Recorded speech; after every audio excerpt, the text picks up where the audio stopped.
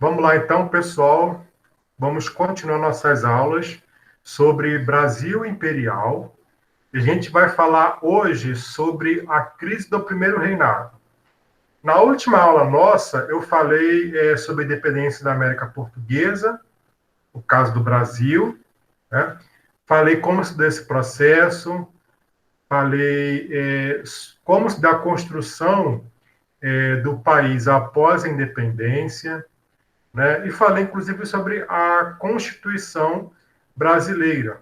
Eu falei sobre os poderes, né? Que na verdade eram quatro poderes: o poder executivo, legislativo, judiciário e o moderador. A Constituição ela foi outorgada, ou seja, ela foi imposta pelo imperador após ele dissolver a Assembleia Constituinte. Tá? Então, esses elementos aí, eles começam a gerar uma certa crise no Império, no recém-criado Império Brasileiro. Vão acusar Dom Pedro I de autoritarismo, de despotismo e por aí vai. Então, começam a haver várias reações no Brasil em relação à forma com que Dom Pedro I conduzia esse recém-criado império. Uma das primeiras foi a chamada Confederação do Equador. A Confederação do Equador, ela teve sede na província de Pernambuco, e os líderes dessa revolta foram Cipriano Barata, que era um jornalista, e Frei Caneca. Os dois tinham periódicos, tinham jornais que criticavam duramente Dom Pedro I. E criticavam, inclusive, o poder moderador, acusando Dom Pedro de despotismo. Somado a isso, o Nordeste ele teve um grande problema econômico em decorrência da desvalorização do açúcar. Isso já desde o século XVIII, com o açúcar holandês produzido, o açúcar do Nordeste ele ficou desvalorizado. E aí, junto com isso, aumentaram seus impostos na região, justamente para custear o recém-criado Império Brasileiro, que já surgiu com vários problemas econômicos. E aí, os líderes tiveram apoio, além de Pernambuco, tiveram apoio da província do Ceará, Alagoas, Paraíba e Rio Grande do Norte. Isso se deu depois que Dom Pedro I ele demite o presidente da província de Pernambuco. Então, essa república recém-proclamada, na verdade, seria uma espécie de país independente do Brasil.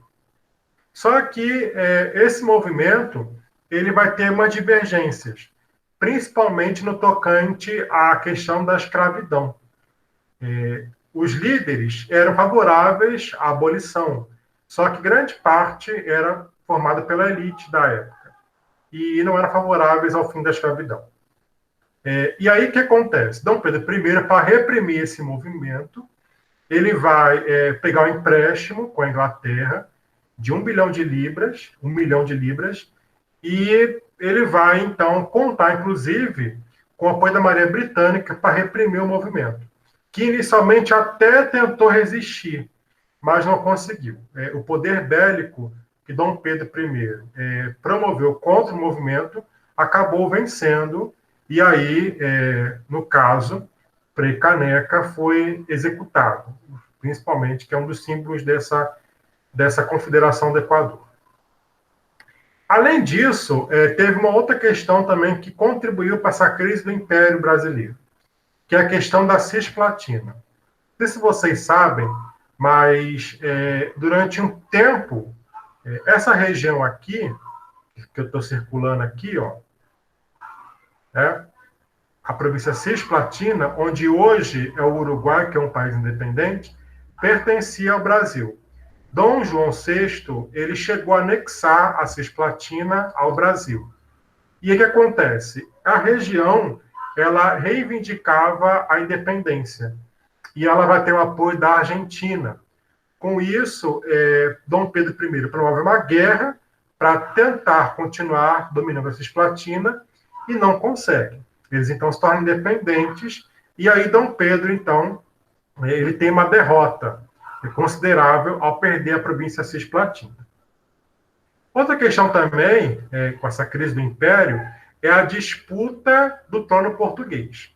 Por quê? Dom João VI ele vai morrer em Portugal. E aí, Dom Pedro I ele seria o sucessor do trono, por ser o primogênito. Só que ele vai abdicar do trono em favor da filha dele, que era a Dona Maria da Glória. Só que o irmão dele, que é esse cara aqui do lado, Dom Miguel, ele vai promover um golpe e vai, então, usurpar o trono português. Com isso, Dom Pedro I, ele vai, de todas as formas, impedir que o irmão assumisse o trono, tá? E aí, por isso, muitos aqui no Brasil diziam que estava mais preocupado, no caso Dom Pedro, preocupado com o trono português que com o Brasil necessariamente. Até hoje, assim, Dom Miguel, ele, na história de Portugal, ele foi muito impopular. Os portugueses não gostavam muito dele, não. Não sei por quê. E aí eu trouxe uma imagem interessante para vocês, até uma novela que está sendo reprisada agora na Rede Globo. A novela Novo Mundo. Não sei se vocês assistem, né, mas é uma novela até que fez sucesso. Essa novela aí, ela traz uma questão bem interessante nessa época, que é a vida amorosa do imperador Dom Pedro I. Tá? Dom Pedro I, ele teve uma vida amorosa, assim, vamos dizer, um tanto quanto conturbada. Ele tinha a fama de ser infiel. Essa aqui é a esposa dele, né, que é a imperatriz Leopoldina. Só que Dom Pedro I tinha a sua amante oficial, a chamada preferida, ou a concubina, né, que era justamente Domitila de Castro, que era a Marquesa de Santos. Tá? Só que esse triângulo amoroso ele gerou também uma crise, né, na popularidade do imperador. Por quê? Ele deveria dar um exemplo. Ele era imperador. Como é que ele, sendo imperador, tinha uma amante? Ele ia, inclusive, para festas com a amante dele. Tá? Ele, inclusive, chegou a dar uma casa para essa amante. E tem, inclusive, um livro de um historiador chamado Paulo Resulti, chamado Titila e o Demonão. Olha que legal esse livro aí, né? História do Brasil.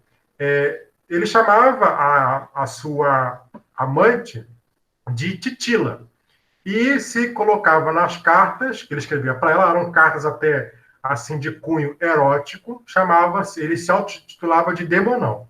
Então, tinha um triângulo amoroso, assim, um triângulo amoroso que durou um bom tempo.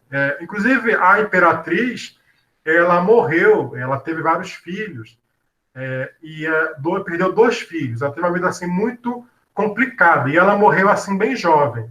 Alguns dizem que ela morreu, inclusive, pelo desgosto do marido, que era muito infiel.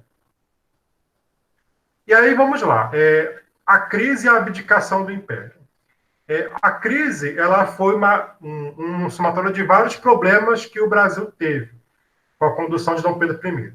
A começar pela Confederação do Equador, que eu já falei para vocês, que aumentou a insatisfação e criou ainda mais resistência à figura de Dom Pedro. A Guerra Cisplatina, e além disso, o Brasil, que já tinha começado o Império com vários problemas econômicos, a alta inflação do Império fazia que Dom Pedro ficasse mais impopular. E qual era o problema? Dom Pedro, ele fez uma política econômica um pouco errônea, imprimia a marcha para a moeda, e a inflação só aumentava. Somado a isso, Dom Pedro nomeou portugueses para o seu gabinete. Outro problema que também acontecia no Brasil. Né? O que acontece? Os brasileiros reclamavam desse fato, que o imperador agradava os portugueses. Né? O trono português, que eu já falei. E aí, Dom Pedro I tentou apoio em províncias do Brasil. Tentou viajar pelo Brasil para tentar apoio, mas não deu muito certo. Ele, em Minas Gerais, inclusive, ele foi recebido de forma muito fria. Por quê? Um pouco antes dele abdicar, um jornalista chamado Líbero Badaró, ele foi assassinado. Ele era crítico de Dom Pedro I. E aí atribuíram o assassinato do jornalista, Líbero Badaró, a Dom Pedro, que ele teria sido mandante. E isso só aumentou a crise do Império. E aí o que acontece? Quando Dom Pedro sai de Minas e volta para o Rio de Janeiro, os portugueses vão receber Dom Pedro I com uma grande festa. Só que os brasileiros vão entrar em conflito com os portugueses, e vai ter uma briga feia, que é chamada de Noite das Garrafadas. Por quê? Porque tinham garrafas de bebidas e por aí vai. E aí tudo isso vai gerar um acúmulo de problemas que faz com que Dom Pedro I, então, ele vá abdicar do trono no dia 7 de abril de 1831. E aí, o que acontece? Dom Pedro I abdica, ele renuncia ao trono do Brasil em favor do seu filho. Só que o filho dele, ele tinha 5 anos de idade, que era Pedro de Alcântara. Então, o que acontece? Não tinha como uma criança de 5 anos de idade governar o Brasil. Interessante que Dom Pedro I ele sai do Brasil, volta para Portugal e deixa o filho dele, criança, aqui no Brasil, sozinho. Na época, inclusive, ele vai deixar o filho dele sob a tutela de José Bonifácio. José Bonifácio, que ele, inclusive, destituiu do cargo de primeiro-ministro na época, tá? E ele teve, inclusive, um grande conflito com José Bonifácio. Mas é ele que vai ser o tutor do jovem imperador. O que vai ser, então, combinado? Até que o imperador, Pedro de Alcântara, o jovem imperador, que ainda era criança, assumisse a maioridade, o Brasil seria, então, governado por uma regência, até que Dom Pedro de Alcântara, então, se tornasse maior de idade. Só que, durante esse tempo, o Brasil vivenciou um período de instabilidade política muito grande. Várias revoltas aconteceram, né? E aí a gente vai ver um pouco depois que isso resultou, tá? Então, eu vou ficar por aqui e a gente continua na próxima aula.